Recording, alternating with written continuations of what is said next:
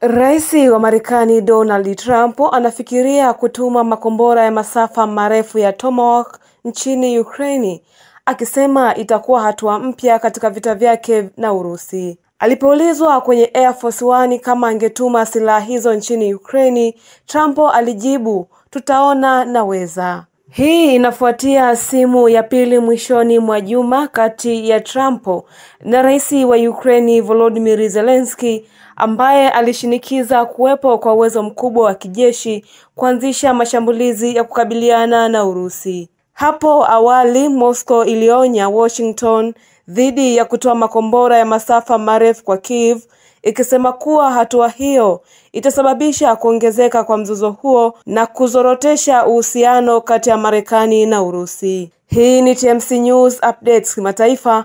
Mimi ni Jacqueline Masawe. Endelea kutufuatilia kwa kusubscribe, kulike, kukomenti pamoja na kushare ili wa kwanza kupata taarifa zetu pindi tunapozipakia hewani.